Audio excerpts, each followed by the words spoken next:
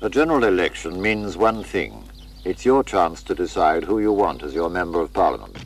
Been a pretty boring election. However, we're about to see an extraordinary result if the polls are right, which means that general election night, when the exit poll drops, is likely to reveal a pretty extraordinary result for a variety of different reasons. First of all, it's highly likely that the Labour Party are about to go from their very worst result, measured in seats won since 1935, to perhaps their very best result.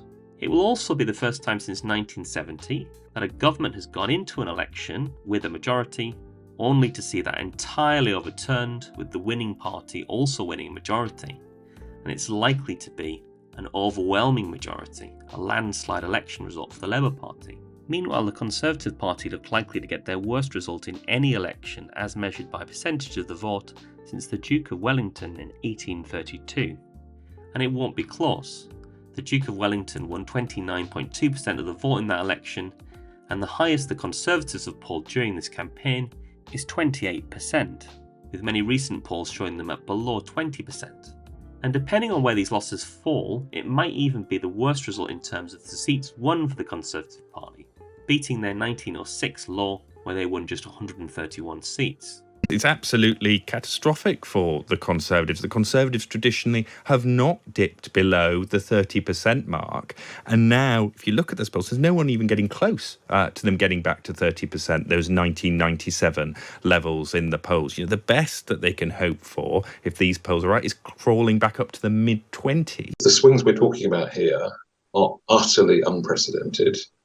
We are talking about all the historic records being shattered in this election. It's a traditional election night in Trafalgar Square and in all towns where the crowds are out to enjoy themselves. In the constituencies, millions of ballot papers are being counted. Con, lab, lib, lab, con, as the political fate of the nation comes up for decision. There's been loads of polling done since the start of the election, with the Conservative Party averaging around 20% in the polls as we head into election week. There have also been loads of MRP polls. These polls take large polling samples and then use demographic data within each constituency to model the constituency and work out what might happen in individual seats to paint an overall national result. These polls suggest the Conservatives will get somewhere between 50 and 150 seats, which means that the Conservative Party would now be doing very well according to these models to do slightly worse than the abysmal performance they achieved in 1997 with John Major. In fact, Rishi Sunak would bite your hand off for that result at this point, as at that election the Conservative Party's vote and seats held up far better than is predicted at this election. Major hung on to 30.7% of the vote and 165 seats. By tradition, election night is a time for letting off steam. London and every sizable town up and down the country demonstrated that Democrats can still let their hair down. Trafalgar Square has celebrated in this way scores of times. As the results were due, things began to liven up.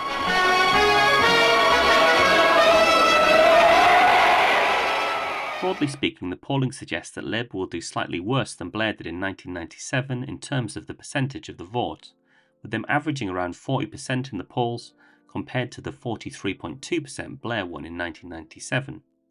However, the fact that the Tories are doing so badly will probably allow Labour to do somewhat better than Blair's tally of 418 seats, picking up somewhere between 400 and 500 seats according to MRP polling. So I would argue that the polls are currently pointing to the Conservatives on around 100 seats, with Labour on around 450 as we enter the final week of this election campaign. Eyes on Westminster. That goes for more than 1,700 election candidates. And finally, it's time to consider the smaller parties at this election. The Liberal Democrats have been polling at around 10% during this campaign, which would be worse than Joe Swinson achieved in 2019 and much worse than the Lib Dems achieved under the leadership of Paddy Ashdown, Charles Kennedy and Nick Clegg, where their vote peaked at 23% in 2010, with 62 seats being their best ever performance in 2005 in terms of seats won, which was achieved by Charles Kennedy as leader off the back of Labour's tuition fee policy and the Lib Dem opposition to the Iraq War at the time.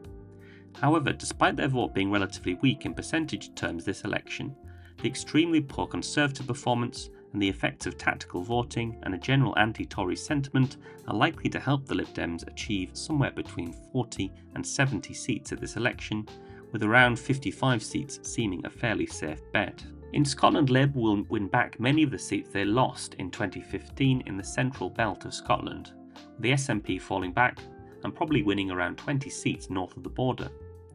Reform UK will do better than the Lib Dems in terms of percentage of the vote and could even come second on this measure, but their vote is spread out across the country, and so the first past the post system will work against them. They may well come second in many constituencies, but they could easily win 0 seats, with about 20 being the most I can imagine at this stage. So let's say about 3 seats for Reform. Finally, the Green Party have been targeting 4 seats, which the polling suggests is still possible, with the MIP polls showing a range for the Greens of between 0 and 4 seats. I would bet on them keeping Brighton Pavilion, with Carla Denyer picking up a seat from Labour in Bristol Central. It's very difficult to tell without constituency polling in these seats. And so my final tallies are as follows: Labour on around 450, the Conservatives on 100, the Lib Dems 56, SNP 20, Reform on 3, Green on 2. Well, that's all for now. Let me know what you think of my prediction and maybe make your own predictions in the comments. If you like this video, don't forget to like and subscribe to the channel. Cheerio and goodbye for now.